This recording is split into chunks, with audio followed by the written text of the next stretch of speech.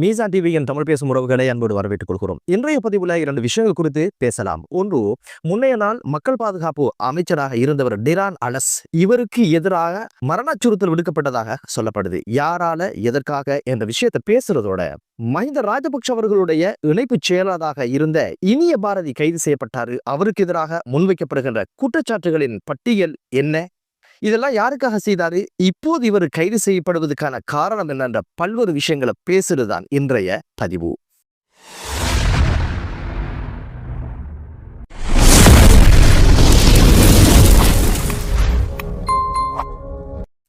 முன்னைய நாள் மக்கள் பாதுகாப்பு அமைச்சர் டிரான் அலஸ் எதற்காக உயிர் அச்சுறுத்தலை எதிர்கொள்றாரு, இந்த உயிர் அச்சுறுத்தலை யார் விட்டாங்க அப்படின்ற விஷயத்தை தேடி பார்த்ததுல டிரான் அலஸுக்கு எதற்காக இந்த உயிர் அச்சுறுத்தல் என்று பார்த்தீங்களா இருந்தா, தேசபந்து தென்னக்கோனை இவருடைய சிபாரிசில தான் போலீஸ் மாதிபராக நியமிச்சிருந்தாரு. அதுக்கு பிறகு என்ன, 2024 ஆகும் பொழுதோ யுக்திய என்ற ஒரு திட்டத்தை கொண்டு வந்தாங்க. போதைப் பொருளை இல்லாமக்கிற அந்த வர்த்தகத்தில் ஈடுபடுறவங்களை சிறைக்கு அனுப்புற திட்டத்தின்களை ஒவ்வொரு நாளும் 700 பேருக்கு குறையாமல் கைதுகள் நடந்தது. சிறைச்சாலை நிர்வாகம் சொன்னது போதும், இடவசதி இல்லை என்று சொல்ற அளவுக்கு இந்த கைதுகள் விஸ்திரப்படுத்தப்பட்டது. பல்வேறு நபர்களை கைது செஞ்சாங்க. அதிகாரம் இல்லாம இப்போது முன்னே நாள் மக்கள் பாதுகாப்பு அமைச்சர் டிரான் அலஸ் வீட்டில் இருக்கிற இந்த சந்தர்ப்பத்தில் தான் பாத்தாள உலக குழுக்களாலும் இந்த போதை வியாபாரிகளாலும் அச்சுறுத்தல் விடுக்கப்படுவதாக சொல்லப்படுது. இருக்கலாம், இல்லை என்று சொல்வதற்கு இல்லை. இங்கு கவனிக்கப்பட வேண்டிய விஷயம் என்ன அப்படின்னு பார்த்தீங்கன்னா, இந்த யுக்தியை என்ற வேலை திட்டம் நாட்டுக்காகவோ சமூகத்துக்காகவோ நாட்டின் நலன் கருதியோ நடந்த ஒரு விஷயமா என்று கேட்டால் இல்லை என்பது மீசான் டிவியினுடைய பதிலாக இருக்குது. அதுக்கான காரணங்கள்ல முதலாவது விஷயம் என்ன அப்படின்னு பார்த்தீங்கன்னா, டிரான் அலஸ் மற்றும் தேசபந்து தென்னக்கோன் இவங்க முதலாவது செஞ்ச வேலை என்ன அப்படின்னு பார்த்தீங்கன்னா, 2023 ஆகும் பொழுது W15 ஹோட்டலுக்கு முன்னால ஒரு துப்பாக்கி சூட்டு சம்பவத்தை அரங்கேற்றியதன் காரணமாக ஒரு போலீஸ் உத்தியோகத்தர் படுகொலை செய்யப்படுற மாதிரி இந்த சம்பவம் நடந்து முடிஞ்சது. அவர்கள் மீது அந்த துப்பாக்கி சூட்டை நடத்தினது யாருன்னா வெலிகம போலீசார். வெலிகம போலீசாருக்கு இவங்க யாருன்னு தெரியாம அவங்க சூட்டு சம்பவத்தை நடத்தினாங்க. விசாரணையில இறுதியாக தேசபந்து தென்னக்கோன் படுகொலைக்கு சூழ்ச்சி செஞ்சார் என்று சொல்லி அவருக்கு எதிரான ஒரு வழக்கு தொடுக்கப்பட்டது மட்டுமல்ல, அவருடைய பதவியும் பறிபோகிறதுக்கு அந்த சம்பவம் காரணமாக இருந்தது. இந்த ஹோட்டல் உரிமையாளருக்கும் தேசபந்து தென்னக்கோனுக்கும் ஒரு முருகல் இருந்தது. அதே போல இந்த உரிமையாளருக்கும் டிரான் அலஸ் அவருடைய மகனுக்கும் இடையில ஒரு காணி சண்டையும் இருந்ததாக சொல்லப்படுது. இது பழி தீர்ப்பதற்காகத்தான் சட்ட ரீதி இல்லாமல் இப்படியான ஒரு குழுவை வைத்து அந்த சுட்டு சம்பவத்தை நடத்தியதாக சொல்லப்படுது. அப்படியாக இருந்தால் நிச்சயமாக நாட்டுக்காக ஒரு ஒர்க் பண்ண மனிதர் இவர் கிடையாது என்றது தெரியுது. இரண்டாவது விஷயம் என்ன அப்படின்னு பார்த்தீங்கன்னா, ஹரக்கட்டா பயங்கரவாத தடுச்சட்டங்களை கைது செஞ்சு அவரை வச்சிருக்கிற இந்த சந்தர்ப்பத்தில் எதற்காக தன்னை கைது செஞ்சாங்க அப்படின்னு ஒரு விஷயத்த கோர்ட்ஸ் வளாகத்துக்குள்ள அவர் சொல்லியிருந்தாரு. தேசபந்து தென்னக்கோனும் டிரான் அலஸும் 30 கோடி ரூபாய் லஞ்சம் கேட்டதை நான் கொடுக்கல, அதனால் என்னை தடுத்து வச்சு விசாரிக்கிறாங்க அப்படின்னு ஒரு குற்றச்சாட்டை அவர் வச்சிருந்தாரு. மங்கள சமரவீரவனுடைய நெருக்கமான செயலாளர் சமீரவை இலக்கு வைத்து ஒரு துப்பாக்கி சூடு நடத்தப்பட்டது. அதுல சமீருடைய மச்சான் உபாலி இறந்திருந்தாரு. சமீரை யாரு அப்படின்னு தேடி பார்த்தா, சமீர உபாலியோட நெருக்கமாக இருந்து பல்வேறு போதைப் பொருட்களை வியாபாரம் செய்கின்ற ஒரு பணியை செஞ்சிருப்பதாக சொல்லப்படுது. அதுக்கு மேலாக தேடி பார்த்ததுல இந்த சமீர தான் டிரான் அலஸினுடைய எக்ஸத் மகஜன பக்ஷ என்று சொல்லுகின்ற கட்சியினுடைய இளைஞர் விவகாரத்துக்கு பொறுப்பான செயலாளராக டிரான் அலஸ் அவரை நியமிச்சிருப்பதாக சொல்லப்படுது. கொஞ்சம் யோசிச்சு பாருங்க, யுக்தி என்று போதைப் பொருளுக்கு எதிரான ஒரு விஷயமாக இருந்திருந்தா எதற்காக சமீர போதைப் பொருளோட சம்பந்தப்படணும், ஏன் சமீரை தூக்கி இந்த பதவிக்கு அவரு உட்கார வைக்கணும் என்ற கேள்வி இருக்குது இல்லையா? அடுத்த ஒரு விஷயம் தான், இந்த உபாலி யார் அப்படின்னு பாத்தீங்கன்னா சமீருடைய மச்சான். இவர் என்ன பண்ணிருக்கிறார் அப்படின்னு பாத்தீங்கன்னா, கடந்த காலங்கள்ல மரண தண்டனை கைதியாக தண்டனை பெற்ற ஒரு கைதி அவரு. டிரான் அலஸ் இந்த பதவிக்கு வந்ததுக்கு பிறகு இந்த சமீர டிரான் அலஸோட ஒட்டியதுக்கு பிறகு மேன்முறையீடு செய்து அந்த வழக்குல விடுதலையாகி வெளியே வந்தவர் தான் இந்த உபாலி.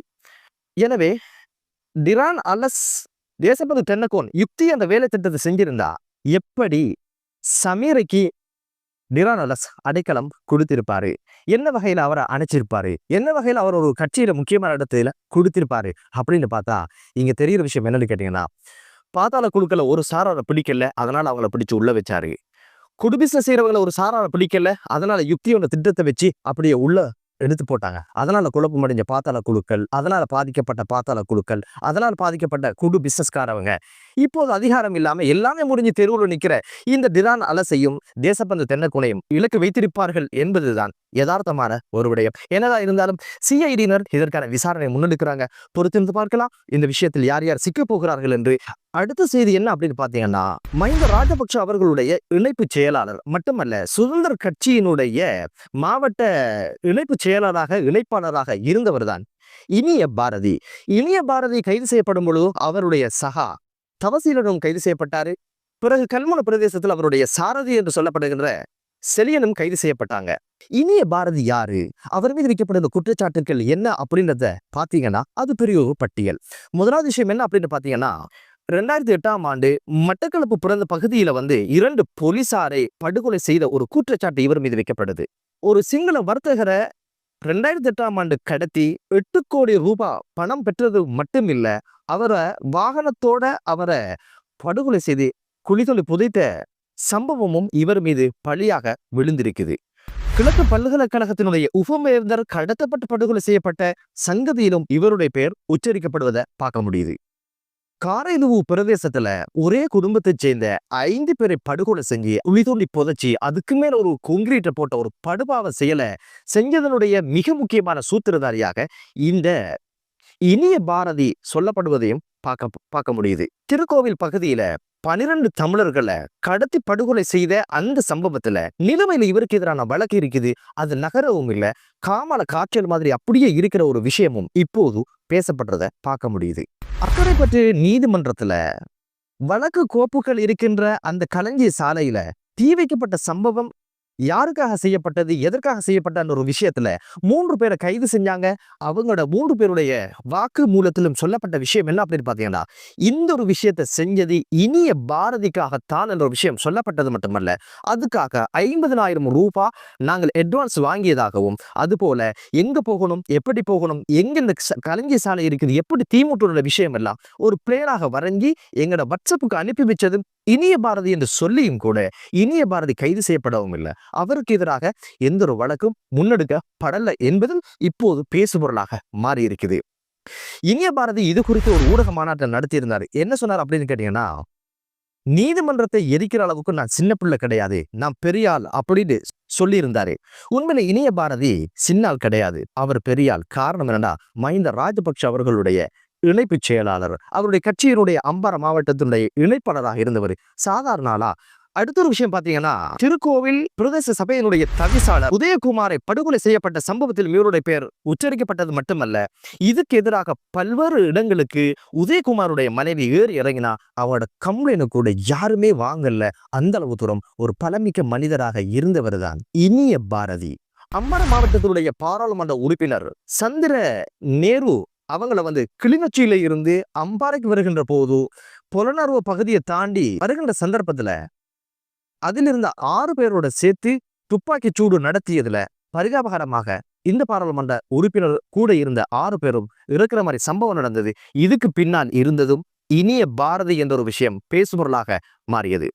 சரி, இப்ப இருக்கிற கேள்வி என்ன அப்படின்னு கேட்டீங்கன்னா, இத்தனை படுகொலையையும் இத்தனை ஆட்களத்திலையும் இவ்வளவு கப்பம் தைரியமாக யாருக்காக செஞ்சாரு அப்படின்னா, அதுதான் மிக முக்கியமாக பார்க்கப்பட வேண்டிய விஷயம்.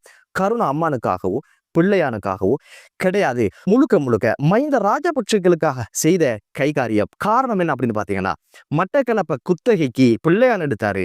அம்பாறை பகுதியில தண்ட காலை பதிக்க வைக்கணும், தான் ஆட்சி செய்யணும், தான் அதிகாரத்துக்கு வரணும் என்ன நோக்கில மஹிந்த ராஜபக்ஷர்களோட இவருக்கு நெருக்கமான உறவு வந்ததுனாலதான் தனது செயலாளராக இவ்வளவு குற்றங்களை செஞ்சவருக்கு நியமனம் கொடுத்தது மட்டுமல்ல, கட்சியில இணைப்பாளராக ஆக்கின பெருமையும் மஹிந்த ராஜபக்ஷர்களுக்கு சாரும். மஹிந்த ராஜபக்ச தேசமானிய விருது கொடுத்தது மட்டுமல்ல, பிரிலங்கா அபிமானிய என்ற ஒரு விருதையும் கொடுத்ததாக சொல்லப்படுது. தேசமானிய பதவி யாருக்கு? ஸ்ரீலங்கா அபிமானிய யாருக்கு? கோட்டை எரிச்சவங்களுக்கு, படுகொலை செஞ்சவங்களுக்கு. சாணி அபேசேகர இப்போது சிஐடி பிரதானியாக வந்தாச்சு. இனிய பாரதிய இலக்கு வைத்து தூக்கியிருக்கிறாரு. இத்தனை வருஷம் 2005 தொடக்கம் இவரோட அட்டகாசம் இருந்தது. யாரும் எங்கும் இவரை கைது செய்யல. இப்போது கைது நடந்ததுக்கான காரணம் சாணி அபேசேகர என்ற ஒரு பாத்திரம்தான். அவர்களுடைய வழக்குகளை விசாரிக்க முனைகிறார் என்பதனால அவர் டீபோயா ஆக்கினது மட்டுமில்ல, சிறைக்கு அனுப்பிச்சு பல மாதங்கள் சிறையில வச்சாங்க. குற்றவாளியா ஆக்குவதற்கான அனைத்து முனைப்புகளும் எடுத்தாரு. அவரு குற்றமற்றவர் என்று வெளியே வந்தாரு. இப்போது என்பிபி அரசாங்கம் அவரை கூப்பிட்டு இந்த ஒரு பதவியை கொடுத்ததுனால இப்போது மிகப்பெரிய ஒரு குழப்பத்துல மஹிந்த ராஜபக்சங்களுடைய குடும்பம் இருக்கிறத பார்க்க முடியுது. இப்போது பிள்ளையான் உள்ள, இனிய பாரதி உள்ள, கருணா அம்மான் கூடிய சீக்கிரம் உள்ள போவதற்கான வாய்ப்புகள் இருக்குது.